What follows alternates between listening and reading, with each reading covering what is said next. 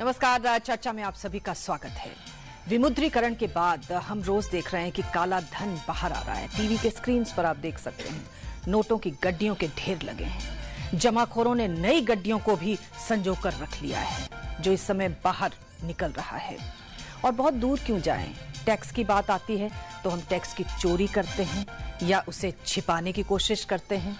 और सिर्फ आर्थिक भ्रष्टाचार का ही मामला नहीं है। हम आए दिन अपनी रोज की जिंदगी में देखें तो ट्रैफिक के नियमों की हम अनदेखी करते हैं, कानून को धत्ता बताते हैं, पब्लिक प्रॉपर्टी को अपनी प्रॉपर्टी मानकर उसके साथ कई तरह का व्यवहार करते हैं। आखिर ये क्या है हमारे चरित्र में? क्या हम वाकई ईमानदार हैं? क्या ये ईमानदारी हमारे अंदर बची है, और अगर बची है तो कितनी? ये एक अहम सवाल है और आज इसी सवाल की पड़ताल करेंगे चर्चा में। हमारे साथ हमारे विशेष मेहमान यहाँ बैठे हुए हैं जिनसे हम बातचीत करेंगे, और हमारी जनता जनार्दन हमारे साथ है। आइए सबसे पहले अपने विशेष मेहमानों का आपसे परिचय करा दें। हमारे साथ यहाँ शिव खेड़ा जी बैठे हैं, जो कि जाने माने लेखक और मोटिवेटर हैं। बहुत बहुत स्वागत है शिव खेड़ा जी। हमारे साथ यहाँ पर वेद जैन साहब हैं, जो कि टैक्सेशन के एक्सपर्ट हैं और वीपी हैं एसोचैम से। आते हैं, आपका स्वागत है वेद जी। हमारे साथ प्रोफेसर सुधीश पचौरी जी हैं, जो कि सामाजिक और मीडिया के विश्लेषक हैं। आपका स्वागत है। यहाँ पर हमारे साथ प्रमोद जोशी जी बैठे हैं, जो कि जाने माने वरिष्ठ पत्रकार हैं। आपका स्वागत है प्रमोद जी। और प्रतिष्ठा सारस्वत जी हमारे साथ हैं, जो कि योगाचार्य हैं यूथ आइकन के रूप में। हमारे साथ बलदेव भाई शर्मा है, जो कि लेखक हैं जाने माने और अध्यक्ष हैं एनबीटी के। तो तमाम मेहमान यहाँ हमारे साथ बैठे हैं, उनसे तो हम बातचीत करेंगे ही, उनके विचारों को भी जानेंगे समझेंगे। लेकिन आइए इससे पहले आज का जो ये विषय है, आखिर कितने ईमानदार हैं हम, इसकी पृष्ठभूमि पर जरा नजर डाल लें। 8 नवंबर को विमुद्रीकरण के ऐलान के बाद बैंकों के बाहर जब लंबी लंबी कतारें लग रही थी, तो दूसरी ओर नए नोटों की जबरदस्त जमाखोरी जारी थी। सरकार के साथ साथ रिजर्व बैंक भी सकते में था कि आखिर कैश होने के बावजूद ये जा कहां रहा है। सरकार की तमाम एजेंसीज ने जब कार्रवाई शुरू की तो बेहद चौंकाने वाले तथ्य सामने आए। नोटों के जमाखोरों ने कुछ भ्रष्ट बैंक कर्मियों के साथ मिली भगत में लाखों करोड़ों के नए नोट जमा कर लिए। लाखों करोड़ों की तादाद में नोट पकड़े गए। नोट तिजोरियों में, घरों में, यहाँ तक कि बाथरूम के अंदर छिपे मिले। इस भ्रष्ट आचरण में वकील, उद्योगपति, चार्टर्ड अकाउंटेंट और कुछ प्रमुख राजनीतिक दलों के नेता शामिल पाए गए।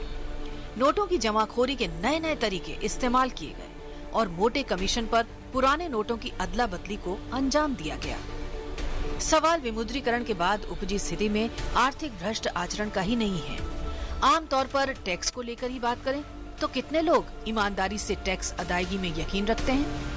ईटी वेल्थ द्वारा इसी साल कराए गए एक सर्वे में 58% लोगों ने स्वीकारा कि टैक्स को लेकर वो अपनी आमदनी को अंडर रिपोर्ट करते हैं। 30% लोग ऐसे हैं जो समझते हैं कि उनकी देनदारी के बारे में पता ही नहीं लगाया जा सकता। अब सवाल महज आर्थिक भ्रष्ट आचरण का नहीं है। जीवन के अन्य क्षेत्रों में भी कानून को लगातार फिरौती पर लेते देखा जा सकता है, जिसके सबसे बुरे उदाहरण ट्रैफिक नियमों के उल्लंघन को लेकर देखे जा सकते हैं, जिसमें एक आम आदमी अपने साथ सिस्टम को ही भ्रष्ट करने पर तुला रहता है। स्कूल कॉलेज के दाखिले हों या सरकारी गैर सरकारी दफ्तर, काम निकलवाने में शॉर्टकट का इस्तेमाल आम फहम हो चला है। भ्रष्ट या अनुचित आचरण को दुरुस्त करने के लिए सख्त कानून बनाए जाते हैं तो उससे मजबूत तोड़ ढूंढ निकाला जाता है। सवाल हमारी सच्चरित्रता को लेकर है, ऐसा भी नहीं कि चारित्रिक तौर से हम मूलतः भ्रष्ट हैं। तो किसी भी चीज का तोड़ निकाल लेना और उसमें से लूप होल ढूंढ लेना, ये हमारी एक बहुत बड़ी एक विशेषता बन चुकी है। ऑनेस्टी एक बहुत अच्छी पॉलिसी है। ये सिर्फ मात्र शब्द रह गए हैं। ये भारत है, यहाँ सब कुछ चलता है और सब कुछ चलने की वजह से ही ये सब कुछ चला जा रहा है। लेकिन कहीं ना कहीं रुककर सोचने की जरूरत है। और आज इसी पर हम चर्चा कर रहे हैं कि वाकई हम ईमानदार हैं। और हमारे साथ यहाँ शिव खेड़ा जी बैठे हुए हैं, बहुत बड़े मोटिवेटर हैं सब। आप तो लोगों को बताते हैं, उनमें पॉजिटिव थिंकिंग की बातें सब बताते हैं। लेकिन मुझे ये बताइए, क्यों इतनी ज्यादा ये बेईमानी हम कह सकते हैं हमारे अंदर भर रही है? छोटी छोटी चीजों में भी हम ईमानदारी नहीं नजर आती, उसमें बेईमानी नजर आती है। क्यों ऐसे हो रहे हैं हम? देखिए, ऐसा है, ये एक बचपन से ही जो संस्कार आते हैं, बड़े होके वही उभरते हैं और सामने एक समाज में दर्शाते हैं अपने आप को। उदाहरण देता हूं, एक पिता के 2 बच्चे हैं, एक 10 साल और 6 साल की उम्र है, और सिनेमा घर में जाता है और टिकट काउंटर के बाहर लिखा होता है 5 साल से नीचे बच्चे फ्री जाते हैं और अपने 6 साल के बच्चे को कहता है बेटा वो अगर तेरी उम्र पूछे तो बोल देना 4.25 साल है। हम लोग 2-2 रुपए के लिए अपने बच्चों को झूठ बुलवाते हैं सब, 2 रुपए के। वही बड़ा होके 200 रुपए के लिए बोलेगा 2000 करोड़ के लिए, और 2 रुपए में अपनी मां को भी बेच देगा साहब, 2 रुपए में।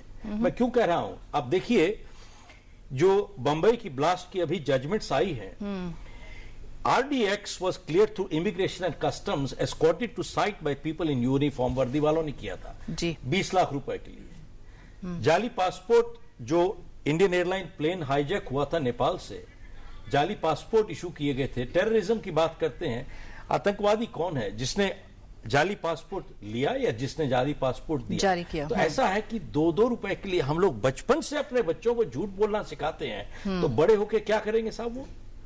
और जितनी बारी झूठ बोलते हैं जानते हैं अपनी नजरों में गिर जाते हैं, थोड़ा सा अपनी नजरों, पहला झूठ सिर्फ झूठ मुश्किल होता है, उसके बाद दूसरा आसान हो जाता है, तीसरा आसान हो जाता है, चौथा आसान हो जाता है, उसके बाद परमानेंटली झूठ बोलते हैं। और जितनी बारी झूठ बोलते हैं अपनी नजरों में थोड़ा सा हम लोग गिरते चले जाते हैं। आपको एक छोटा सा टाइम और लूंगा। मैं ललित होटल में ठहरा था मुंबई में, मेरे बिस्तरे के साथ एक टेबल थी, टेबल के ऊपर एक डिजिटल क्लॉक पड़ी थी और क्लॉक के साथ एक बड़ा साइन लगा हुआ था, this clock is hotel property. आप देखिए उसने क्यों साइन लिखा है this clock is hotel property, क्योंकि जो बड़े बड़े, मुझे मालूम नहीं है क्या कि ये होटल प्रॉपर्टी है। तो इसका मतलब ये है कि लोग वहां पे जो ठहर रहे हैं वो उठा के ले जाते हैं। मतलब गरीब और अमीर का कोई फर्क नहीं है इसमें। छोटी सी बात, क्या गलती से ले जा रहे हैं वो लोग। और दूसरी चीज, जो आदमी 15,000 रुपए एक रात के दे रहा है, वो 200 रुपए की क्लॉक को उठा के ले जा रहा है। कोई गरीब आदमी रह रहा है क्या? वही सब अरबपति रह रहे हैं, अरबपति रह रहे हैं वहां, उनको पैसे की कमी नहीं है, लेकिन उसके बावजूद भी यही करते हैं। उसके बाद मैं आपको छोटी सी, क्योंकि अपने प्रोग्राम में लीडरशिप करते हैं, एक आपको सर्वे हुआ था 2013 में जिसमें कहा गया था that Indians are the 3rd biggest hotel item thieves in the world. Number 1 are Colombian, number 2 are Mexican, we are 3rd biggest hotel item thieves in the world.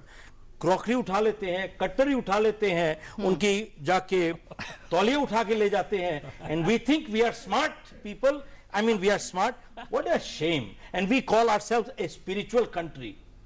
If we were spiritual, we should be the most honest country in the world. True. The reverse is true. हमारे साथ वेद जी बैठे हैं। वेद जी, रुपए पैसों की बात शुरू हो गई और आजकल तो टीवी स्क्रीन पे सिर्फ रुपए ही रुपए दिख रहे हैं। जब से विमुद्रीकरण हुआ है, बाहर आ रहे हैं लोगों के, बाथरूम में से निकल रहे हैं, पलंग में से निकल रहे हैं, और वो सब कोई क्रिमिनल लोग नहीं हैं, वो अधिकारी हैं, कर्मचारी हैं, वो प्रोफेशनल्स हैं, वो उद्योगपति हो सकते हैं। तो ये तमाम लोग हैं, वो क्रिमिनल्स नहीं है, वो कोई चोर उचक्के डाकू नहीं है। लेकिन ये जो कारनामा है किसी डाकू से कम नहीं है। आप मुझे बताइए क्यों इतना ये आर्थिक रूप से भ्रष्टाचार हमारे अंदर पनप रहा है? पैसा एक ऐसा चीज है जिसका मोह छूटता नहीं है। चीजों और का भी, पैसे का जो मोह है वो अगर आप देखें कि आदमी की प्रकृति में कहीं ना कहीं छुपा हुआ है। और मैं इसलिए इसको इस दूसरे एंगल से भी देखता हूं कि हर आदमी बाय नेचर इंपीरियलिस्ट है, साम्राज्य, अपना एम्पायर फैलाना चाहता है, मैं बड़ा सा बड़ा हो जाऊं। ठीक है। अगर इस आज की डेट में इस यूनिवर्स की और इस विश्व की अगर आदमी की इच्छाओं को देखा जाए तो एक इच्छा तो यह है कि आदमी मरना नहीं चाहता, अमर होना चाहता है कि मेरी डेथ नहीं हो जाए, किसी तरह हो जाए। और एक आदमी चाहता है कि मेरा साम्राज्य फैलता जाए, बड़ा होता चला जाए। मैं उस व्यक्ति को तो मान सकता हूं, जैसे अभी शिवखड़ा जी कह रहे थे कि जिसके पास खाने के 10 रुपए नहीं है तो वो खाने के 10 रुपए जुटाने के लिए गलत तरीके करता है। उस व्यक्ति को जिसके पास पैसे ही पैसे हैं और वो पैसे की ढूंढ रहा है, उसकी एग्जांपल मैं एक हाउसिंग से भी देता हूं कि एक व्यक्ति जिसके पास एक छोटे से मकान में परिवार में 4 लोग रहते हैं, जगह नहीं है, तो वो अपना कूलर जो लगाता है वो विंडो लगाता है जो सड़क पे सरकार पे खुलती है। उस व्यक्ति का क्या किया जाए जिसके यहाँ 5 एकड़ के फार्म हाउस पे रहता है लेकिन गाड़ी की रैंप सरकार की जमीन पे बनाता है। वो भी चाहता है कि सरकार की जमीन पे गाड़ी की रैंप बने, वो ह्यूमन प्रकृति है। अब बात जो रही शिवखेड़ा जी ने कही कि ये ऐसा क्यों हो रहा है और कैसे होता है, ये देखिए, ये देश की कैरेक्टर बिल्डिंग एक्सरसाइज है।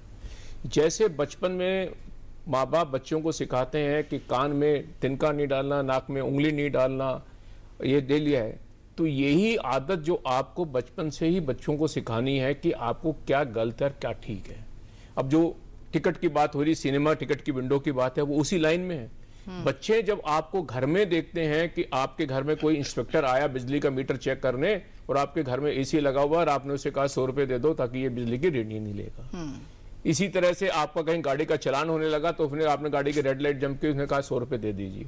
तो ये जो प्रकृति, ये ओवर ए पीरियड जो डेवलप होती है, इसको कहीं ना कहीं कैरेक्टर बिल्डिंग में रोकना बहुत जरूरी है। और जब रोकने की बातें करते हैं तो उसमें सबसे पहले चीज मैं जो कहता हूं, ये आपको सेल्फ बिल्डिंग करनी पड़ेगी। जैसे कहते हैं beauty lies in the eyes of the beholder, honesty lies within you, nobody can teach you, so you should become more and more honest by doing example and by setting precedent for others, for your children. Okay, Sudhish Pachauri ji, लोग ये भी कहते हैं कि साहब अंग्रेजों ने हमें भ्रष्ट और करप्ट बना दिया, हम ऐसे देश नहीं थे, उन्होंने हमारे अंदर ये डाला, ये औपनिवेशिक टाइम में उन्होंने ऐसे बीज डाल दिए, हम उससे ऐसे हो गए। क्या ये हम कहते हैं? क्या ये बात सही है? देखिए जी, बड़ी आसान बात है अंग्रेजों को दोष दे देना हर बात के लिए, लेकिन मैं जरा इस मामले को कल्चरल मसले की तरह देखता हूँ। सांस्कृतिक मसला है ये जी, और ये माता पिता का मसला नहीं है। ये उनके भी माता पिता, उनके भी माता पिता, उनके भी माता पिता, पता नहीं कहाँ से, ये जेनेटिक्स का मामला भी हो सकता है।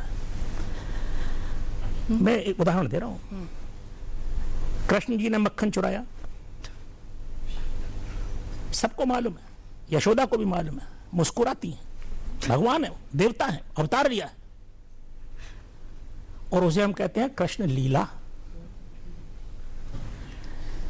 तो भाई, और ये चीज हमसे ताली पड़वाती है कि भाई वाह क्या बात है। तो ये चीज एक तो इस लेवल पर है कि ये लीला है, माने एक कॉन्सेप्चुअल इशू है ये। हम बेईमानी ईमानदारी, माने अगर हम देखें तो ईमानदार शब्द आया कहां से? माफ कीजिएगा, इस्लामिक डिस्कोर्स से आया है। गालिब ने तो पूरा शेर कहा है, ईमा मुझे रोके है तो खींचे है मुझे कुफ्र, रोके है मुझे कुफ्र,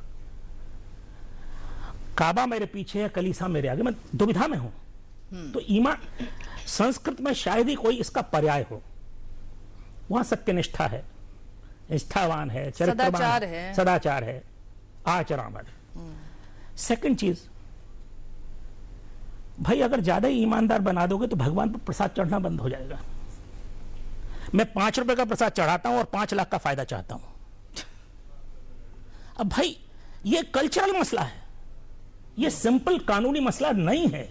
कानून तो बहुत हैं, लेकिन जैसा कि लोग कहते हैं, माफ कीजिएगा मैं डेविल्स एडवोकेट की तरह से बात कर रहा हूं जी, थोड़ा विपरीत रस भी रहना चाहिए। इतना ईमानदारी भी कई बार उल्टी करा देती है। कौन कह रहा है? मैं कह रहा हूं, क्योंकि जो आचरण हम नहीं कर सकते या नहीं करा सकते उसकी कोशिश न करें। मैं दूसरी बात कह रहा हूं, 5 रुपया रिश्वत देता हूं मैं भगवान को, जाती है पुजारी की जेब में, भगवान के पास नहीं जाती है, और मैं खुश रहता हूं, मुझे भरोसा होता है कि मेरा मुकदमा जीत जाएगा, मैं फर्स्ट क्लास में पास हो जाऊंगा, मैं IAS हो जाऊंगा। मैं अपने संस्कार के भीतर बहुत कुछ लिए चलता हूं। तीसरी चीज, अंतिम बात कह रहा हूं, बेईमानी ईमानदारी में सिर्फ इतना फर्क है कि आपने उसे, हम अक्सर दूसरे को बेईमान मानते हैं अपने को छोड़ के। ये सारा संसार बेईमान है, मैं ही अकेला हूं जो ईमानदार हूं, और इस तरह से हर आदमी मानता है। इस तरह से सारे बेईमान हैं या सारे ईमानदार हैं। तो ये एक ऐसा एक आइडिया है जिसके पीछे हम दौड़ तो सकते हैं, लेकिन मिलता नहीं। प्रमोद जोशी जी हमारे साथ हैं। प्रमोद जी, इस बात को और आगे ले जाएं, हम देखते हैं कि भाई भतीजावाद की बड़ी संस्कृति है, इन्होंने इसको संस्कृति से वैसे ही जोड़ दिया है। ये भाई भतीजावाद के चलते भी हम बहुत सारे ऐसे काम करते हैं जो कि हमें नहीं करने चाहिए। क्या, कैसे देखते हैं आप इस कॉन्सेप्ट को? एक तो मैं सुधीश जी ने जो बात जहाँ पर ख़त्म की है वहाँ से शुरू करना चाहूँगा, और भाई भतीजावाद पर भी आ जाते हैं। देखिए, ऑनेस्टी या बेईमानी एब्सोल्यूट नहीं होती, यानी रिलेटिव है किसी न किसी चीज़ के संदर्भ में। आप वास्तव में, हम जितने लोग बैठे हैं, कम से कम मैं तो अपने को बेईमान नहीं मानता, लेकिन आप ये कहें कि मैंने अपने जीवन में बेईमानी नहीं की तो वो भी गलत होगा। और हम कोई भी बेईमान नहीं होना चाहते, जितने लोग बैठे हैं। दरअसल हमारा, चाहे शिवखेड़ा जी हो, चाहे जैन साहब हो, चाहे सुधीश जी, हमारा कष्ट यही है, हमारा दर्द यही है कि हम एक व्यवस्था चाहते हैं जिसमें ईमानदारी के साथ काम हो, मैं भी शांति से जीऊं, दूसरा भी है। एक नज़ीर अकबराबादी की आदमी नामा नाम से एक बड़ी लंबी कविता है जी। उसमें यही बताया गया है कि जो आदमी को मारे है सो भी है आदमी, और उसको बचाने जो जाए है सो भी है आदमी। 5 रुपए के लिए लूट लेने वाले लोग भी हैं, और 5 रुपए के लिए किसी को बचाने के लिए अपनी जान देने वाले लोग भी हैं, और हमारे बीच में ही है, कहीं बाहर से नहीं इंपोर्ट किए गए हैं। तो इसका एक मतलब यह है कि हम व्यक्ति को, केवल व्यक्ति को देख रहे हैं, व्यष्टि को नहीं देख रहे हैं, व्यष्टि को देख रहे हैं, समष्टि को नहीं देख रहे हैं। सिस्टम का भी कोई ना कोई रिलेशन है। जो चार्टर्ड अकाउंटेंट है वो आपको बेहतर बताएंगे कि अगर इस सिस्टम को, जैसे अभी हम टेक्नोलॉजी की बात कर रहे हैं, आप कुछ देर के लिए गौर करें, मैं यूपी में रहता हूं, मतलब वैशाली में रहता हूं और दिल्ली से जाता हूं, गाड़ी ड्राइव करते हैं, जब तक दिल्ली है तब तक हम रेड लाइट ग्रीन लाइट सब ठीक से देखते हैं, बिल्कुल। और जैसे ही हम यूपी में एंटर करते हैं हमें मालूम है कि अगर पुलिस वाला होगा भी तो ज्यादा से 10-20 रुपए लेकर एक काम कर देगा, वरना कोई चिंता की बात नहीं है। अब उत्तर प्रदेश है, सही। तो अब उत्तर प्रदेश है यानी कि सिस्टम की अब समाप्ति है। हाँ। तो हमें यह भी देखना चाहिए कि खाली मेरे ईमानदार होने की बात नहीं है, रिलेटिव है, यानी किसी सिस्टम के साथ है। तो जहां तक भाई भतीजा की बात है, हमने अपने सिस्टम में भाई भतीजावाद को आराम से होते हुए देखा है। तो जब मेरा मौका आएगा तब मेरे भी भाई भतीजे मेरे से कहेंगे कि जब आप देखिए फलाना था तो उसने अपने कितनों को क्या किया, अब आप आए उस पद पर तो कुछ तो अपनों को सामाजिक जिम्मेदारी निभाइए, जिम्मेदारी है। हाँ, तो इसके वास्तव में बात यह है कि आज हम जिस विषय पर बात करने बैठे हैं, दरअसल इस विषय पर आश्चर्य है कि दूरदर्शन में बात हो रही है, वरना इस विषय पर कौन बात करना चाहता है, और यूं हम हर रोज कहीं ना कहीं ये सब बातें करते हैं। सिस्टम भी हमको बेईमान बनाना को प्रेरित करता, और ये भी सही है कि आखिर सिस्टम किसका है, वो भी मेरा है, यानी एक ये दो तरफा की प्रोसेस है। अब इसमें शिक्षा की कमी है, या कि कानूनों की कोई खराबी है, या माता पिता की कमजोरी। जैसा कि सुधीश जी कह रहे हैं हमारे जीन्स में कोई चीज बैठी हुई है, पर वो चीज में अमेरिका के लोगों के क्यों नहीं बैठी हुई है, जहाँ पर कोई वजह है, कौन से वो है, बिल्कुल बिल्कुल।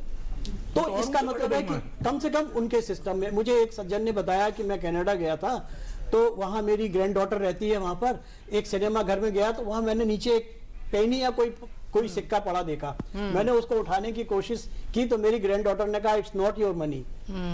तो उस बच्चे के मन में ये था कि वो पैसा तुम्हारा नहीं है, इसलिए उसके बारे में मत सोचो, हालांकि एक पेनी थी। हमारे साथ प्रतिष्ठा जी बैठी हैं। प्रतिष्ठा जी, जैसे कि अभी सुधीश जी कह रहे थे कि ये सांस्कृतिक मामला भी है ना, और जैसे कि वो कह रहे थे कि अगर हम वाकई अपने आप को स्पिरिचुअल कंट्री कहते हैं, आध्यात्मिक देश कहते हैं, तो फिर तो ये सारी चीजें हमारे यहाँ होनी नहीं चाहिए, लेकिन उसके बावजूद एग्जिस्ट कर रही हैं, और आजकल तो सर चढ़कर बोल रही हैं। कैसे देख रही हैं आप इस प्रवृत्ति को? देखिए, इसमें मैं 2 चीजें कहना चाहूंगी। पहली चीज, यत ब्रह्मांडे तत् पिंडे, जो भी कुछ इस ब्रह्मांड में है वो सब हमारे इस पिंड में भी है। और दूसरी चीज, जैसी दृष्टि वैसी सृष्टि, जैसी हमारी दृष्टि है वैसा हमें जग दिखने लगता है। आप उसे माखन चोरी कह रहे हैं, कोई कह रहा है, वो कह रहे हैं कि मैया मोरी मैं नहीं माखन खायो, मैं कहती हूँ कि मैया मोरी मैंने ही माखन खायो। ये मेरा परसेप्शन है कि मैं चीज को कैसे देख रही हूँ। तो मैं नहीं मानती कि ये सांस्कृतिक खोट है, बिल्कुल भी नहीं मानती, क्योंकि मैं संस्कृति से जुड़ी हुई हूँ। हाँ, हम अगर बात करें कि एक हम पके हुए घड़े का आकार चेंज कर दें तो थोड़ा मुश्किल है, लेकिन कच्ची मिट्टी को हम जैसा भी चाहें वैसा आकार दे सकते हैं। मोरल वैल्यूज की अगर हम बात करते हैं तो वो यंग जनरेशन को कहाँ से मिलेंगी? विद्यालय से, जो खुद आज एक राजनीतिकरण का एक बहुत बड़ा सिस्टम बन गए हैं कि मेरी जैसी सरकार वैसा मैं कोर्स तुम्हें पढ़ाऊं, जहां पर सिर्फ नफरत की टीचिंग्स हो रही हैं कि वहां का दंगा हो गया तो हमने उसे सिलेबस में जोड़ दिया। आज अगर मेरी पार्टी के किसी व्यक्ति का जन्मदिन है तो मैंने छुट्टी कर दी। छुट्टियां हो रही हैं स्कूलों में, बच्चे स्कूल से क्या पढ़ के आ रहे हैं, माँ बाप गैजेट्स में इतने व्यस्त हैं कि वो देख भी नहीं पा रहे हैं कि बच्चा क्या पढ़ के आ रहा है। मोरल वैल्यूज हमें या तो विद्यालय से मिलेंगे या हमें गुरु से मिलेंगे। दुर्भाग्य की बात है कि धर्मगुरु खुद पैसा जुटाने में लगे हुए हैं, जोड़ने में लगे हुए हैं, या फिर जैसा शिव खेड़ा जी जैसे व्यक्ति जो अपने संबोधन के माध्यम से कह रहे हैं, हम योग के माध्यम से चीजों को यंग जनरेशन तक पहुंचाने की आवश्यकता है। और मन को न तो कर उदास, मन को न तो कर उदास, दिल में रख तू आस, करता चल प्रयास, बड़ा ही विस्तृत ये आकाश। ऐसा नहीं है कि सिस्टम में खोट है, अरे एक अकेला नरेंद्र मोदी भी अगर चल पड़ा तो सब विरोध में है, पर उन्हें करनी थी डिमोनेटाइजेशन तो कर डाली, फिर देखेंगे क्या होगा। अगर प्रत्येक व्यक्ति ये सोच ले कि मैं अपने कार्य को बेस्ट रूप से करूं। तो मुझे नहीं लगता कि हमें सिंह अकेला चलता है, सिंह को झुंड की आवश्यकता नहीं होती, और हम सब तो सिंह पुत्र और सिंह पुत्रियां हैं। पिछली बार भी आपके कार्यक्रम में कहा था कि हमारे तो देश का नाम उस छोटे से बालक के नाम पे रखा गया जो शेर का मुंह खोल के उसके दांत गिन लेता था, भरत। और योग का तो जो मूल है ना वही सत्य है, और कहा गया कि सत्य प्रतिष्ठायाम तत्सन्निधो क्रिया फलाश्रयत्वम। तो मुझे लगता है कि अंतर्राष्ट्रीय योग दिवस तो हम मना रहे हैं, योग को एक जीवन शैली के रूप में अपनाएं तो जीवन में अच्छा ही अच्छा होगा। जीवन में अच्छा ही अच्छा होगा। हमारे साथ बलदेव भाई शर्मा है जो कि लेखक हैं जाने माने और अध्यक्ष हैं एनबीटी के। बलदेव भाई, अभी सिस्टम की बात करी इन्होंने। कई बार आदमी कहता है कि साहब मैं अकेला क्या कर लूंगा, मैं तो ईमानदार हूं, लेकिन सिस्टम ने मुझे फेल कर दिया। तो आप मुझे ये बताइए कि हम सिस्टम को फेल कर रहे हैं या सिस्टम हमें फेल कर रहा है? कौन किसको फेल कर रहा है? देखिए, बड़ी विडंबना है ये, और सभी जो यहाँ विद्वान हैं उन्होंने अपने अपने तरीके से उन सब चीज़ों की व्याख्या की है कि जो देश दुनिया को मनुष्यता का संस्कार देने के लिए जाना जाता था, जो नैतिक मूल्य हैं उनकी प्रतिष्ठापना विश्व में जिस देश ने की, आज उस देश में ये चिंता व्यक्त की जाती है कि यहाँ ईमानदारी नहीं है, सारे बेईमान हैं। तो ये न अकेले सिस्टम की गड़बड़ी है, ये पूरा जो एक सोच है, मानवीय सोच है, उसकी गड़बड़ी है। आप देखिए, हमारे तो आदमी बेईमानी क्यों करता है? ज्यादा पैसा कमाऊं, ज्यादा सुख के साधन इकट्ठा करूं। लेकिन भारतीय जीवन दर्शन में तो उपनिषद में कहा गया कि ईश्वर सब जगह विद्यमान है, और इसलिए तेन तिक्तेन भुंजी था मां गृधः कस्विस् तद्धनम। दूसरों का भाग छोड़कर तुम अपने जीवन का उपभोग करो और दूसरे के धन का लालच बिल्कुल मत करो। जिस देश में ये जीवन दर्शन रहा वहां एकदम उल्टा हो गया है कि मेरा तो मेरा है ही, पर दूसरों का भी सब मेरे पास है। सही बात है। ये जो जीवन दृष्टि है ये उपभोक्तावादी संस्कृति के कारण आई है कि हमें तो सब कुछ भोगना है। मनुष्य का जन्म ही मैटर इज सुप्रीम, ये पाश्चात्य दर्शन है। जहां भारत में दर्शन आया तेन तेन भुंजी था, पश्चिम ने कहा matter is supreme, survival of the fittest, जो ताकतवर है वही जिएगा, बाकी कहां जाएंगे। तो हमारे यहाँ तो संस्कृति वो रही कि आपको केवल कमा के खाना है, ये संस्कृति नहीं है, ये प्रवृत्ति है। सही बात है। दूसरे का छीन कर खाना है, ये विकृति है। लेकिन संस्कृति ये है कि मैं कमाऊंगा भी और जरूरत पड़ी तो दूसरों को खिलाऊंगा भी। सही कह रहे हैं। ये देश है। तो सिस्टम में भी जो कुछ गड़बड़ियां हैं वो मनुष्यता के कारण है। जो मानवीय सोच है वो बिगड़ गई तो सिस्टम बिगड़ गया। सिस्टम को सुधारेगा कौन? जैसे नागरिकता बोध, अभी विदेशों की बातें हो रही थी, बहुत सारे देश हैं जहां आप देखेंगे ट्रैफिक नियमों के लिए लोग खड़े रहते हैं लेकिन लाइन पार नहीं करेंगे, जी हाँ, तोड़ेंगे नहीं। बिल्कुल, हम इस पर बात करेंगे कि जब अपने देश में होते हैं तो हम लाइन की फिक्र नहीं करते, लेकिन जब अमेरिका में जाते हैं तो लाइन में खड़े होते हैं। तो फिर ऐसा कैसे है कि अगर हम मूलतः हमारी प्रवृत्ति ऐसी है तो वहां जाकर कैसे ठीक हो जाती है? इस पर भी हम चर्चा करेंगे। एक छोटा सा ब्रेक लेंगे और जनता जनार्दन की भी राय लेंगे। आप देखते रहिए चर्चा में।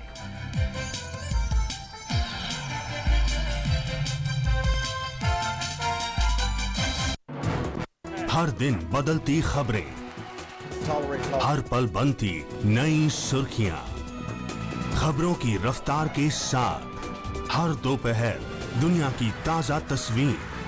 दोपहर समाचार रोजाना 2 बजे सिर्फ डीडी न्यूज पर। सुर्खियों की भीड़ में अहम खबरें, असल मुद्दे जो डालते हैं आपकी जिंदगी पर असर। दिन भर की हर बड़ी खबर का बेबाक विश्लेषण, सच, सटीक, संपूर्ण। न्यूज नाइट, सोमवार से शुक्रवार रात 8 से 10 बजे सिर्फ डीडी न्यूज पर।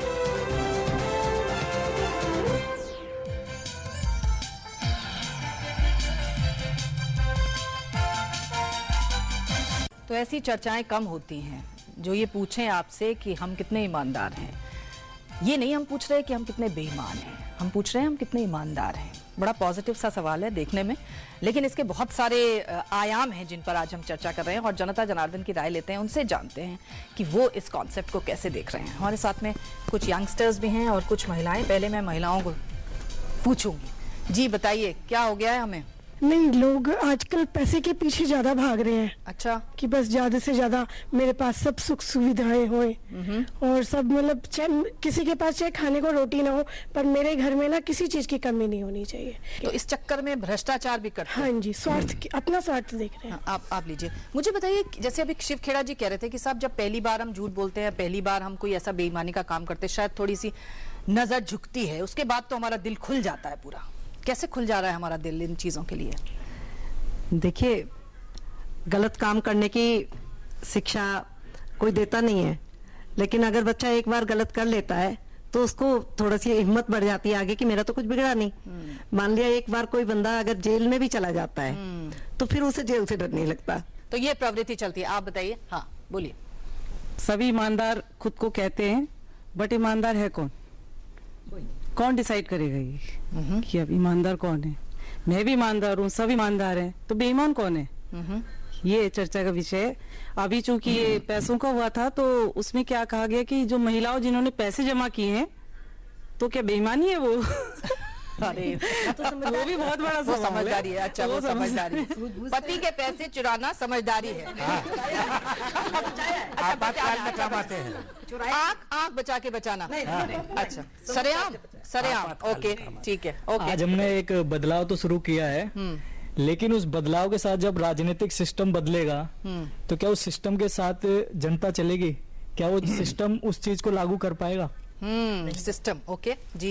इन्होंने बदलाव की बात की, हम कहते हैं बदलाव जरूरी है, पर हम न्यूज में देख रहे हैं कि नए नोट आने के बाद भी और पुराने नोट बंद होने के बाद भी 1 अरब से ज्यादा नोट पकड़े गए हैं इनकम टैक्स डिपार्टमेंट ने। और ये गलती समझ नहीं आती किसकी है, बिकॉज बहुत से अंदर सिस्टम में ही गलती है। बिकॉज ये बैंक सिस्टम की प्रॉब्लम है। हाँ, आपको लगता है सिर्फ बैंक ही नहीं कर सकता। शिव खेड़ा जी, ये जैसे सिस्टम को काफी लोग दोष देते हैं कि साहब सिस्टम ही ऐसा है। वो कहते हैं ना कि एक महकमे में इसलिए देते हैं हम रिश्वत क्योंकि ऊपर से लेके नीचे तक, नीचे से लेके ऊपर तक सबको जाना है पैसा, तो फिर उसमें हम क्या करें? हम तो उसमें मात्र एक निमित्त बन जाते हैं। सिस्टम फेल कर रहा है या हम उसे फेल कर रहे हैं? देखिए, ऐसा है, एक चीज तो ये जेनेटिक नहीं है, 1 ये सीखी जाती है, 2 सिर्फ नजरिए की बात नहीं है, कुछ यूनिवर्सल ट्रूथ्स होते हैं। ईमानदारी, सच्चाई, बेईमानी न्यूयॉर्क में, न्यू दिल्ली में, न्यूजीलैंड में उसकी परिभाषा बदलती नहीं है, सेम रहती है। अब मैं आपको एक छोटा सा उदाहरण देता हूं, एक सिंगापुर का। सिंगापुर को आजादी मिली थी 1965 में, और उस time it was a corrupt nation. Nothing happened जब तक आप ब्राइब नहीं करते लोगों को। वहां पर it's island of 24 miles by 38 miles. It was the drug capital of Asia. Nothing worked. It was totally a corrupt nation. मेरे को 42 साल हो गए अमेरिका में रहते हुए। सो कैसे एक इन 1 जनरेशन उस देश को किस तरीके से बदलाया, और आज की तारीख में Singapore is considered to be the 2nd most honest country in the world. Globally it is considered. तो 30-40 साल में बदलाव कैसे आ गया पूरे देश की जनता के अंदर। एक छोटा सा उदाहरण देता हूं, जब हमने ऑफिस खोला था वहां पे सिंगापुर में, मेरे को 22 मिनट लगे थे, टोटल 22 मिनट। 90 सेकंड लगे थे ड्राइवर लाइसेंस लेने में, 9 मिनट लगे थे बिजली का कनेक्शन लेने में, और 11 मिनट लगे थे टेलीफोन कनेक्शन लेने में। 22 मिनट के बाद I was ready to do business in Singapore. मैंने टैक्सी ड्राइवर को एक कार्ड दिया था कि भैया मुझे इस जगह पहुंचा दीजिए। तो लास्ट पॉइंट पे बिल्डिंग को 2 चक्कर लगाए उसने, तो मीटर पे $11 लगे थे। तो मैंने $11 निकाल के दिए, तो उसने 10 लिए मुझसे। अच्छा। तो मैंने उसको पूछा, मैंने कहा भैया एक बात बताओ, आपके मीटर पे 11 चढ़ा हुआ है, आप 10 क्यों ले रहे हो? कहता है साहब मैं टैक्सी ड्राइवर हूं, मेरा कर्तव्य है आपको सीधा आपकी बिल्डिंग पे लाना। क्योंकि मुझे एड्रेस नहीं मालूम था, इसलिए 2 चक्कर लगाने पड़ गए मुझे। बिल्कुल। अगर मैं सीधा लेके आता तो मीटर पे 10 होते। तो कहता है सुनिए, कानूनी तौर पे मैं आपसे 11 ले सकता हूं अभी, लेकिन लूंगा नहीं। लेकिन ईमानदारी के तौर पे मेरा हक सिर्फ 10 पे बनता है। क्या बात। नहीं, ये एक सुनिए छोटी सी बात, ये ताली 1 मिनट और सुनिएगा। उसके आगे उसने क्या कहा, कहता है कि सिंगापुर में टूरिज्म इज बिग। इस देश में 2, 3, 4 दिन के लिए लोग टूरिस्ट के लिए आते हैं, और पहला एक्सपीरियंस अगर टैक्सी ड्राइवर के साथ अच्छा नहीं होगा, सही बात है, तो बाकी 3 दिन भी अच्छे नहीं जाते। कहता है साहब मैं एक टैक्सी ड्राइवर नहीं हूं, I am ambassador of Singapore without diplomatic passport. सही बात है, कितनी बड़ी बात। दिस इज द एंड ये एक टैक्सी ड्राइवर नहीं है, सभी के साथ। तो मैंने उससे पूछा, मैंने कहा भैया आप सब लोग ईमानदार कैसे हो गए ओवरनाइट? और ओवरनाइट नहीं हुए। कहता है हम लोगों को लाइसेंस नहीं मिलता है टैक्सी चलाने के लिए जब तक हम 2 महीने का कस्टमर सर्विस ट्रेनिंग प्रोग्राम नहीं करके जाते। 2 महीने की कस्टमर सर्विस ट्रेनिंग होती है, उसके बाद टैक्सी ड्राइवर का लाइसेंस मिलता है। बिल्कुल।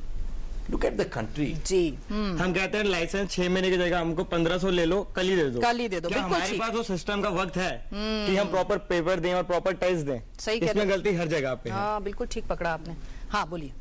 मैं स्टूडेंट सर, मतलब यूपी का हूँ सर, अभी दिल्ली में एजुकेशन ले रहा हूँ। हाँ। तो हम खुद कितना कॉलेज लाइफ से ही पॉलिटिक्स और झूठ बोलना सीख जाते हैं। कॉलेज में आने के बाद हर छोटी बात के लिए झूठ बोलते हैं अपने टीचर से, अपने प्रिंसिपल। तो ये तो सर हमारी प्रवृत्ति हो गई युवाओं की, खास करके प्रवृत्ति हो गई युवाओं की। अच्छा बताइए। खेड़ा सर से ही मेरा सवाल है, जैसे आपने कहा कि इस तरह के प्रोग्राम होते हैं, इस तरह के प्रोग्राम देखते हैं आमतौर पर भारत में भी होते हैं कई जगह पे।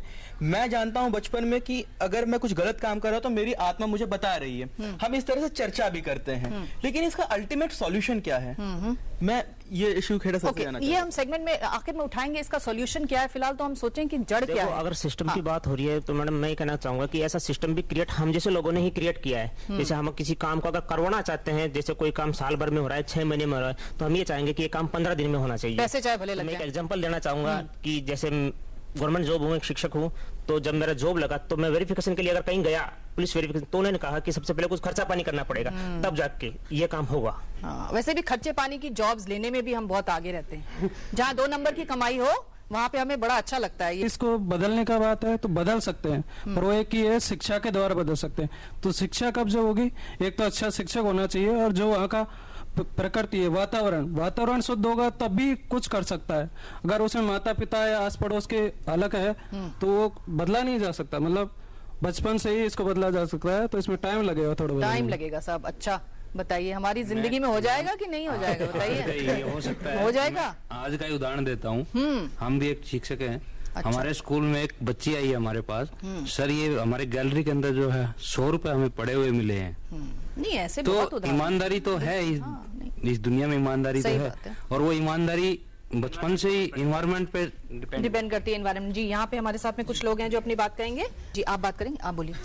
पेरेंट्स ही सिखाते हैं मेन कि, पर ये एक तरह से सही भी और गलत भी है। हम अपने आप भी खुद करना चाहिए, मतलब बच्चों को भी खुद सोचना चाहिए कि अगर पेरेंट्स बोल रहे हैं तो उनको भी बोलो कि मम्मा पापा ये गलत है। हाँ क्यों नहीं बोलते हम? बताइए। हमें बहुत, वैसे हमें सारी अकल है, ये अकल नहीं आती हमें। बताइए क्यों नहीं आती? ये तो बेसिकली पेरेंट्स पे कम होती है, पर मतलब पेरेंट्स पे तो होती है, पर बच्चों को भी ध्यान देना चाहिए। बच्चों को ध्यान देना चाहिए। ओके आप बताइए। Good evening to all seniors. इसको हमें बदलना चाहिए, बदलाव भी सब चाहते हैं, मगर इतना आसान नहीं है, मुश्किल भी नहीं है। अगर हम चाहें तो कर सकते हैं।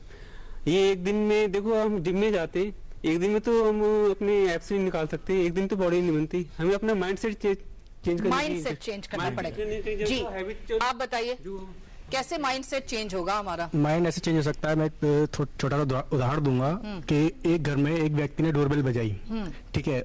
जब डोरबेल बजाई तो उसने आवाज लगाई एक व्यक्ति को, तो जिस व्यक्ति को आवाज लगाई थी उसने अपने बच्चे से कहा कि बेटा बाहर जाके आपको ये बोलना है कि पापा घर पे नहीं है। बच्चे ने दरवाजा खोला, उसने पूछा आपके पापा हैं? तो वो बोलता है कि मेरे पापा ने मुझसे कहा कि पापा घर पे नहीं है। तो मैं ये मानता हूँ कहीं ना कहीं पारिवारिक जिम्मेदारी है ईमानदार बनाने की। और दूसरी बात, फिर एक जब पारिवारिक जिम्मेदारी खत्म होती है तो फिर सामाजिक जिम्मेदारी भी बनती है कि हम ईमानदार बने। सुधीर जी आप कह रहे थे जेनेटिक भी है हमारे अंदर। जी मैं कुछ और बातें कहना चाहता था। उसके अलावा और क्या क्या है जिसकी वजह से? कुछ फरमाऊं? जी फरमाइए। मैं फिर महाभारत की तरफ ले चलता हूँ। उसका कारण क्या है कि बड़ा ग्रंथ है हमारे लिए, आदि ग्रंथ है हमारा और बड़ा ग्रंथ है। हाँ। और कृष्ण ने तो गीता में उपदेश भी दिए हैं, तो इसलिए भी बहुत महान है वो। देखिए जी, अगर युधिष्ठिर ये न बोलते, नीलम जी, हाँ जी, अगर युधिष्ठिर युद्ध में ये न बोलते कि अश्वत्थामा हतो नरोवा कुंजरो, वाह लगा दिया उन्होंने, तो इतिहास पूरा उलट गया होता। कौरव जीत गए होते और पांडव हार गए होते। इसकी शिक्षा किसने, दीक्षा किसने दी थी? आइडिया किसका था? कृष्ण भगवान का। कि यार ये बोल देना तभी निपटेगा, नहीं तो नहीं निपटेगा। अब प्रश्न ये है कि मैं कृष्ण का यकीन करूं या किसका यकीन करूं। एक देखिए, मैं इसको फिलोसॉफिकल लेवल पर भी ले जा रहा हूं। तुलसीदास की रामायण बहुत बड़ा ग्रंथ है हमारे लिए, रामचरितमानस, और तुलसी से बड़ा फिलोसोफर भी नहीं है मेरे लिए। वो कहता है ये जीव क्या है, आत्मा क्या है, जिस चित्त की बात कर रहे हैं, मन की बात कर रहे हैं, वो है क्या? ये कहते ब्रह्म का अंश है। वो कहते कारण क्या है, ये क्यों लिपट जाता है सारी दुनिया भर की चीजों में? भूमि गिरत भाट ढाबर पानी, इम जीव है माया लिपटानी। और इस माया की काट कहां है? सच्चे गुरु के पास और ईश्वर के दर्शन के पास। अब इस भौतिक जगत में अगर मैं ईश्वर दर्शन में लग जाऊं तो बाल बच्चों को कौन पालेगा? रोटी पानी कौन देगा?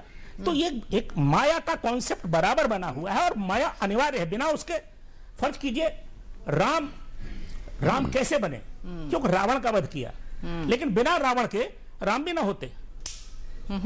सो इस नजर से मैं कह रहा हूं कि काले को कितना भी देखो, काले को काला समझने के लिए सफेद होना चाहिए, और सफेद को सफेद समझने के लिए काला भी होना चाहिए। ये दोनों बाइनरीज लगातार चलती हैं जीवन में। हम लड़ किससे रहे हैं?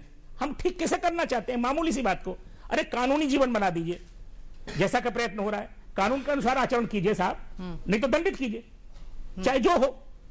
इतने भर से एक मिनिमम ईमानदारी आ जाएगी, जिसे आप कहते हैं। लेकिन मैं उसे कहूंगा कि वो लीगल लाइफ होगी, वो ईमानदारी नहीं होगी। नियत फिर भी चोरी की रहती है। देखिए, आखिरी बात कि जो चोर होता है बड़ा प्रतिभाशाली होता है, माफ कीजिएगा, जो बेईमान होता है बहुत प्रतिभाशाली होता है। आपने एक कानून बनाया, उसने उसे तोड़ डाला, बिल्कुल, और रास्ते भी निकाल लिए।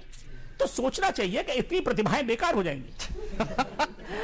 बलदेव भाई, ये जो स्वीकार्यता है भ्रष्टाचार की, वो भी तो, उसका लेवल भी तो बहुत हाई हो चुका है। हम बर्दाश्त करते हैं उसको, भले ही हम उसके शिकार भी होते होंगे, शामिल भी होते होंगे, लेकिन उसकी स्वीकार्यता बढ़ रही है। भ्रष्टाचारियों की स्वीकार्यता बढ़ रही है। हम आदी हो चुके हैं इन चीजों के। देखिए, स्वीकार्यता इसलिए बढ़ रही है कि मैं चाहता हूं कि सारी दुनिया ईमानदार बन जाए, लेकिन मैं भ्रष्टाचारी बना रहा हूं जिससे कि मेरी सुख सुविधाएं कम न हो। असली चीज सोच की है, ये न जेनेटिकली है और न जिस तरह की व्याख्याएं मान्यवर सुधीर जी व्यंग्यात्मक शैली में कर रहे हैं कृष्ण को, उनको लेकर, न वो है। ये सोच का है कि जब जिस भारतवर्ष में दूसरों के हित की चिंता पहले करनी है, मुझे अपने लिए बाद में सोचना है, वहां ये हो गया पहले मुझे सोचना है। ये जो उपभोक्तावादी संस्कृति है, इस आज हर परिवार में बच्चे को शिक्षा देने की जब बात की जाती है तो बच्चे को इतने परसेंट लाने हैं, डॉक्टर बनना है। कोई माँ बाप ये कहता है कि बच्चे को अच्छा इंसान बनना है, क्योंकि अच्छा इंसान बनने में फायदा नहीं है। नहीं, गांधी तो पैदा हो पर पड़ोसी के आओ। तो अच्छा इंसान आप नहीं बनाओगे, फिर आप ये दुख व्यक्त। और बेईमानी क्या होती है? बेईमानी केवल उतना भर है जिससे दूसरे को आप कष्ट पहुंचा रहे हैं, दूसरे के हित को चोट पहुंचाकर जो लाभ आप प्राप्त कर रहे हैं वो बेईमानी है। सही बात। तो दूसरे को लाभ न पहुंचे, इसकी सोच बदलनी पड़ेगी। जी हाँ, बताइए भैया। कंपैरेटिव होता है सब। ये जो बेईमानी और ईमानदारी है, ये कंपैरेटिव शब्द है। सबसे अच्छा एग्जाम्पल आपको मिलेगा अगर आप श्रीलाल शुक्ल का राग दरबारी पढ़े, राग दरबारी, उसमें उन्होंने बहुत बढ़िया से डिस्क्राइब किया है कि लंगड़ा जो था उसको सिर्फ एक नोटिस की कॉपी लेनी थी, नकल। उसके लिए 5 रुपया मांगा गया, उसने कहा 2 रुपया मैं दे सकता हूँ। 2 तक तो ईमानदारी है, और 5 जो है वो बेईमानी हो गई। और वो उसके अगेंस्ट में लड़ रहा है। दरोगा जी जो है वो बोल रहे हैं कि मेरे एरिया में अगर डकैती पड़ी है बिना मेरे परमिशन के, ये मेरी बेइज्जती है। मेरा मतलब बिना परमिशन के कैसे उसने चोरी कर ली या डकैती डाला। तो ये सब जो है बहुत। जी इधर दीजिएगा माइक। हाँ बिल्कुल। ईमानदार वही है जिसको बेईमानी का मौका नहीं मिला। सही कहा। ईमानदार वही है जिसको बेईमानी का मौका नहीं मिला। नंबर 2, जब तक सख्ती नहीं आएगी, मैं पिता हूं, अगर हम सख्त होंगे तभी हमारे आगे की generation, spade is a spade, ईमानदार होना है हमें अपनी जॉब से। हमारा क्या कर्तव्य है? अगर हम गलत हैं तो बच्चे गलत होंगे। सबसे पहले हमें ठीक होना है। बिल्कुल सही, 2 टूक बात कह दी। हाँ बोलिए। जब विवेकानंद जी अमेरिका गए शिकागो में, तब उनके जो यूनिफॉर्म देखे, ये देखे, तब उन्होंने पूछा ये क्या पहने, तो उन्होंने क्या बोला कि आपके यहाँ पे tailor make the man, the tailor makes the man, हमारे यहाँ पे कैरेक्टर मेक्स द मैन। तो वो डिफरेंस है, हमारे को गर्व होना चाहिए और हम बदलेंगे। अच्छा करेंगे, ये शुरुआत करिए। ओके गुड, हाँ बोलिए। मैं बोलना चाहूंगा कि पहले हम स्वयं को बदलें, तब हम ईमानदार बनेंगे। पर हमारा प्रयास क्या रहता है पूरी उम्र दूसरों को बदलने का, हम स्वयं को नहीं बदलते। तो पहले स्वयं को बदलें, हम स्वयं को बदलें। जी बताइए। ऐसा नहीं कि हम जीवन भर बेईमानी करेंगे, ईमानदारी करेंगे। थोड़ा टाइम करा फिर छोड़ दिया। जी थोड़ा टाइम करा। नहीं, ऐसा होता है कि एक बेईमान आदमी कहीं न कहीं ईमानदार जो है साबित हो जाता है, और ईमानदार कहीं न कहीं बेईमानी कर लेता है परिस्थितियों के हिसाब से। कहीं न कहीं हमको आत्मविश्लेषण की एक गहन जरूरत है। ओके, आत्मविश्लेषण की जरूरत है। हमें सबसे पहले अपनी मैं खत्म करनी है। ये मैं ही है जो हमें रोक रही है पग पग पर। हम चर्चा तो बहुत करते हैं लेकिन निदान नहीं करते। तो हमें चर्चा नहीं करनी, हमें निदान दिखाना है। अगर मैं ये सोच लूं कि मैं वो कार्य करूं जिससे दूसरे का हित ना होता है। बिल्कुल ठीक कहा आपने। कहने का मतलब जो पर्याय था, जो मतलब था वो यही था कि अपने लिए नहीं दूसरों के लिए जियो। लेकिन ये कहना बड़ा आसान है, करना बहुत मुश्किल है, पर फिर भी करने की कोशिश करनी चाहिए। छोटा एक ब्रेक लेंगे चर्चा में और तुरंत हाजिर होंगे फाइनल कमेंट्स लेने के लिए हमारे विशिष्ट मेहमानों के। आप देखते रहिए चर्चा में।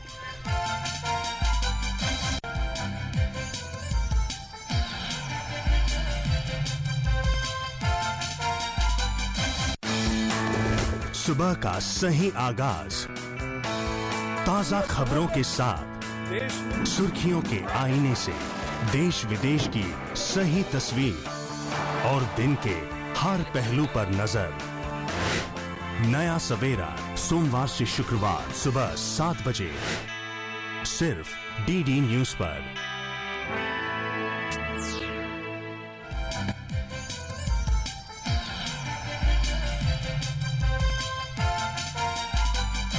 तो एक बार फिर से आपका स्वागत है चर्चा में। और आज हमने एक बहुत ही महत्वपूर्ण, बहुत ही मुश्किल और विकट सवाल पर बात की कि हम कितने ईमानदार हैं। सवाल ये है कि ईमानदारी है या बेईमानी हमारे अंदर कितनी है, और ये हमारा पर्सपेक्टिव है, एटीट्यूड है, सिस्टम ने दिया या हम खुद हैं। लेकिन बलदेव भाई, चलते चलते किस तरफ हम अपनी सोसाइटी को ले जाना चाहिए और किस तरह से ये कार्य की शुरुआत होगी जब हम वाकई चीजों को लेके ज्यादा संवेदनशीलता दिखाएंगे और ज्यादा ईमानदारी दिखाएंगे? देखिए, इस चर्चा में से एक चीज तो साफ हो गई कि बेईमानी को कोई पसंद नहीं करता। सब चाहते हैं कि ईमानदारी हो, लेकिन ईमानदारी हो इसके लिए हम सबको प्रयत्न करना पड़ेगा। परिवार के स्तर पर माँ बापों को के द्वारा बच्चों को शिक्षा दी जाए, विद्यालयों के स्तर पर आप देखिए जो राष्ट्रीय अपराध अनुसंधान ब्यूरो की रिपोर्ट आती है हर साल, उसमें अपराधों में सबसे ज्यादा अनुपात ज्यादा पढ़े लिखे लोगों का रहता है। और जो गांव का अनपढ़ आदमी है, जिसे हम गंवार कहते हैं, उसका अपराधों में बहुत कम अनुपात है, क्योंकि वो सामान्यतः सोचता है कि मेरी वजह से दूसरे को तकलीफ न हो। ये जो भावना है कि दूसरे को तकलीफ नहीं देनी है, ये ईमानदारी की या सच्चरित्रता की बुनियाद है। अगर आप उस बात को भूल जाएंगे तो फिर सब कुछ मेरे लिए है, दूसरों की चाहे गर्दन कटे, चाहे पैसा छिने, चाहे लूट हो, इस भाव को बदलना ये शिक्षा के माध्यम से बहुत जरूरी है। क्योंकि शिक्षा ने हमारे यहाँ इंजीनियर, डॉक्टर बहुत पैदा कर दिए, लेकिन मनुष्य बनाना छोड़ दिया। मनुष्यता का हमारे राष्ट्रपति को 2-3 साल पहले एक विश्वविद्यालय के कन्वोकेशन में भाषण देते समय कहना पड़ा कि विश्वविद्यालयों को विद्यार्थियों के चरित्र निर्माण की भी शिक्षा देनी चाहिए। इसकी आवश्यकता क्यों पड़ी उनको कहने की? चरित्र निर्माण का मतलब केवल लड़कियों को छेड़ने से बचना ही नहीं है, वो सोच बनाना है कि हमारे द्वारा किसी भी जीव मात्र को बिल्कुल कष्ट न पहुंचे, शिक्षा के स्तर पर। और एक चीज जो तीसरी बहुत महत्वपूर्ण है, सामाजिक वातावरण ऐसा बनाना पड़ेगा। अभी हमारे एक मित्र ने कहा कि अगर आप ईमानदारी से पेश आते हैं तो बाकी लोग आपको बेवकूफ कहना शुरू कर देंगे। समाज का ही वातावरण बदलना पड़ेगा कि ईमानदार लोगों को व्यवस्था में भी, कि ईमानदार लोगों को प्रोत्साहन मिले, और जो मक्कार हैं, बेईमान हैं, उनको हतोत्साहन मिले। सही बात है। प्रतिष्ठा जी, खास तौर से जब हम योग की बात करते हैं या स्पिरिचुअल इंडिया की बात करते हैं, तो ये एक ऐसे गुण हैं जिनसे हम ईमानदारी की तरफ बढ़ सकते हैं। आपको क्या लगता है, ये एक बहुत बड़ा इलाज हो सकता है हमारा? बिल्कुल इलाज हो सकता है, नहीं यही एक इलाज है। योग हमें कहता है कि root cause of pain in your life is that you are trying to find permanent things in a temporary life. आप एक टेम्पररी लाइफ में परमानेंट चीजों की तलाश कर रहे हैं, और उसके लिए आप किसी भी हद तक जा रहे हैं कि मैं बस इसको परिग्रह कर लूं। योग अपरिग्रह सिखाता है, सत्य सिखाता है, स्वाध्याय सिखाता है। स्वाध्याय करें। शिक्षा के स्तर पर बदलाव की आवश्यकता है, माता पिता के स्तर पर बदलाव की आवश्यकता है, गुरुओं के स्तर पर बदलाव की आवश्यकता है, और हमें अपने इंडिविजुअल स्तर पर बदलाव की आवश्यकता है। चीजों को ना मिसकोट करें, ना उसे गलत समझें। श्री कृष्ण ने यह भी कहा कि योगा कर्मसु कौशलम, full perfection in your work is yoga. और हमारे यहाँ तो कहा गया कि सत्यम ब्रूयात प्रियम ब्रूयात न ब्रूयात सत्यम अप्रियम। अगर कोई सत्य ऐसा है जो अप्रिय है तो उसका पालन ना करें। योग को अगर हम जीवन शैली के रूप में अपनाते हैं तो निश्चित रूप से हम करप्शन से दूर हो जाते हैं। जी प्रमोद जोशी जी, फाइनल कमेंट्स में आप क्या राह दिखाना चाहेंगे? देखिए, पहले तो ये है कि हम जो परेशान हैं वो समझ में आता है, क्योंकि इस वक्त कुछ हालात ऐसे बने हैं। ये परेशानी की बात नहीं है, ये एक बदलाव का दौर है और ये बदलाव का हिस्सा है।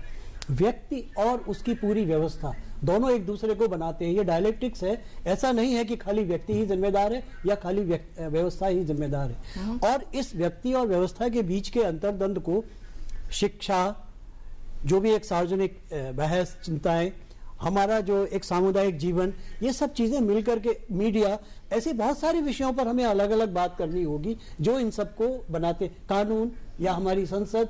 तो है ये कि हमें सारी चीजों को, जो भी संस्थाएं हैं, जो व्यवस्थाएं हैं, उनको अपने नए समय के साथ, और खासतौर से वैज्ञानिकता, हमारे काफी मित्र आध्यात्मिकता पर जोर दे रहे हैं, पर मैं कहूंगा कि आध्यात्मिकता या नैतिकता वैज्ञानिकता पर आधारित होनी चाहिए और वो नए समय, नए समाज के साथ पूरी तरह तादाद में उसका होना चाहिए। हमें अमानवीय नहीं होना, लेकिन ये भी देखना चाहिए कि हम केवल कुछ मूल्यों से जोड़ करके कहीं पर और अनैतिक ना हो रहे। तो ये बहुत बड़े बड़े सवाल हैं, खाली छोटे सवाल नहीं है। परेशान होने की जरूरत नहीं है, ये एक बदलाव का दौर है, ये भी गुजर जाएगा, हम सही रास्ते पर जाएंगे। इतने लोग बैठे हैं, मुझे नहीं लगता कोई भी बेईमानी का समर्थक है। जी सुधीश पचौरी जी, भ्रष्टाचार जब तक संभावनाओं के दरवाजे खोलता रहेगा तब तक हम उन्हें खोलते रहेंगे।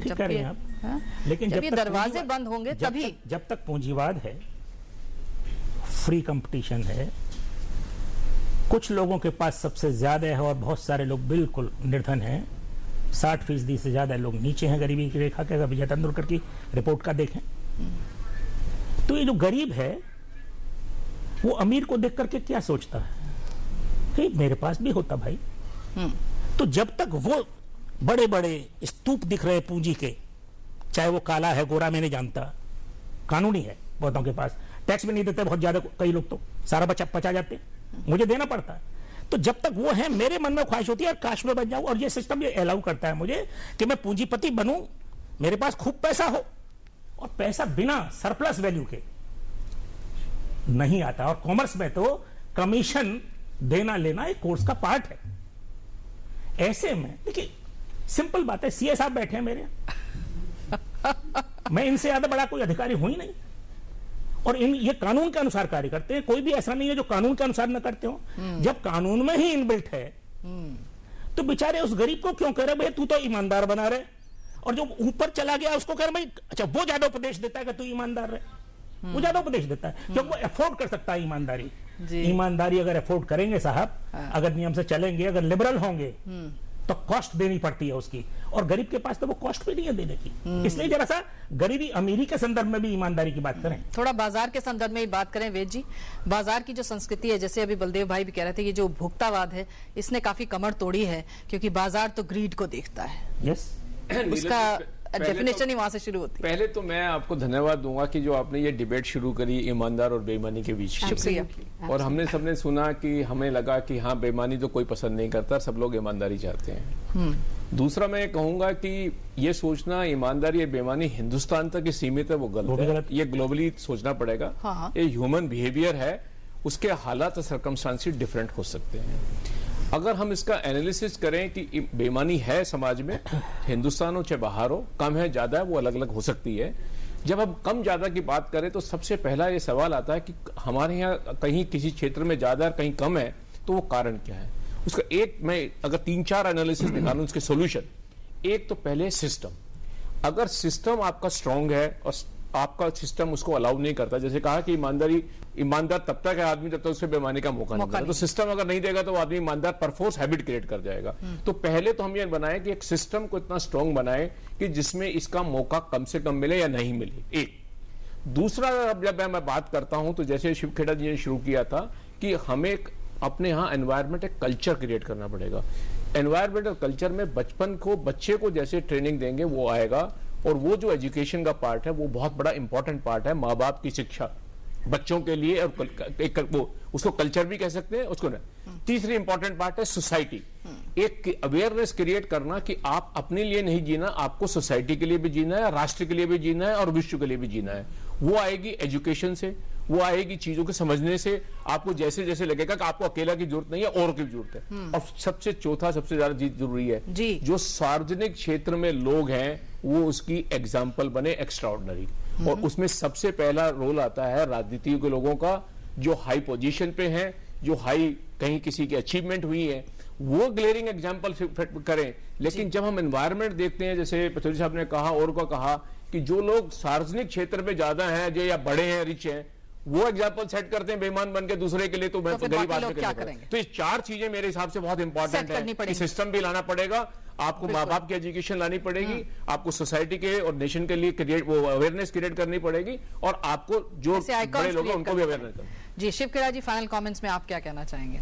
मैं इधर से किधर चले हम? एक चीज ये कहूंगा, शायद गांधी जी ने कहा था जी कि खाली पेट कोई ईमानदारी नहीं होती सर। एग्जैक्टली।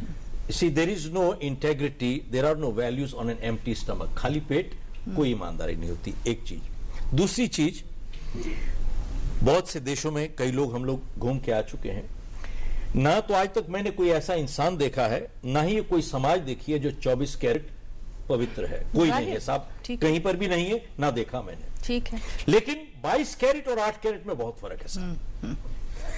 तो हमको 22 कैरेट बनने की कम से कम पूरी कोशिश करनी चाहिए कि कहां वहां जाएं। और मैं एक छोटा सा यहां पे, जो कई लोगों ने कहा है कि हम लोगों में बेईमानी है क्योंकि हम लोग वेट नहीं करना चाहते, जो काम 6 महीने में होता है 15 दिन में कराना चाहते हैं, इसलिए हम स्पीड देते हैं। साहब ये बात आपसे मैं सहमत नहीं हूं। ये मैंने जुडिशरी को और सुप्रीम कोर्ट के जजेस को भी मैंने वहां पे कही थी। उन्होंने कहा था कि आप रिश्वत लेने वाले को ब्लेम करते हैं, देने वाले को क्यों नहीं करते? नहीं साहब, एक मिनट, उसका जवाब है, मैंने कहा साहब जज साहब मैं आपसे सहमत नहीं हूं, इस वजह से कि वो जमाना चला गया कि जब रिश्वत used to be called speed money, आज एक्सटॉर्शन है। एक minute, it is extortion. Extortion इस वजह से है कि आज आप पैसे नहीं दीजिएगा पानी काट दूंगा, पैसे नहीं दीजिएगा बिजली काट दूंगा, पैसे नहीं दीजिएगा आपका खाना बंद कर दूंगा। Today it is extortion, it is not speed money. वो जमाना चला गया। इसमें फर्क छोटा सा है, अपराध में भागीदार होने में और अपराध के शिकार होने में एक छोटा सा फर्क है। वो ये है, मैं अगर एक लाइसेंस के लिए अप्लाई करता हूं और ये भी सज्जन करते हैं ही इज मोर क्वालिफाइड, लेकिन मैं किसी को रिश्वत देकर इनको बाहर निकाल देता हूं, मैं क्या बन गया? भागीदार। ये क्या बन गए? अब ये शिकार। ये तो एक लाइसेंस की बात है। लेकिन अब आप जीवन मरण की बात कीजिए। आप किसी को देखते हैं खून बह रहा है, अस्पताल ले जाते हैं, कोई पूछने वाला नहीं है, लेकिन आप रिश्वत दे दीजिए, उसको 2 मिनट में ले लिया जाएगा। आपका असूल कहता है मैं रिश्वत नहीं दूंगा। क्या आप मरने दीजिएगा या रिश्वत दीजिएगा? मैं पब्लिकली कह चुका हूं मैं रिश्वत दूंगा। कानूनी तौर पे मैं अपराधी बन गया, लेकिन इंसानियत तौर पे मैंने एक जान बचाई। सवाल यह है, क्या मैं अपराध में भागीदार था या अपराध का शिकार बन गया? अपराध का शिकार। मेरे हिसाब से 99% हिंदुस्तान के लोग ईमानदार हैं, सच्चे हैं, वो अपराध में भागीदार नहीं है, अपराध के शिकार बन चुके हैं। इसी को मैं जी हाँ, बिल्कुल ठीक कहा। बहुत मुश्किल चर्चा का आज विषय था, लेकिन शिव खेड़ा जी ने बिल्कुल सही कहा कि 24 कैरेट हम नहीं हो सकते, लेकिन 22 कैरेट तो होने के लिए हमें कोशिश कर ही लेनी चाहिए, क्योंकि 24 और 8 में बड़ा फर्क है। तो इस फर्क को हमें नापना होगा, और नापेंगे हम अपने कदमों से, अपने चरित्र के साथ, और इसी को ही नेशन बिल्डिंग कहते हैं, राष्ट्र निर्माण कहते हैं, और ये उसका एक पहला कदम होगा, पहला स्टेप होगा। अगले हफ्ते एक नए विषय के साथ आपसे मुलाकात करेंगे, तब तक के लिए इजाजत दीजिए। Thank you so much.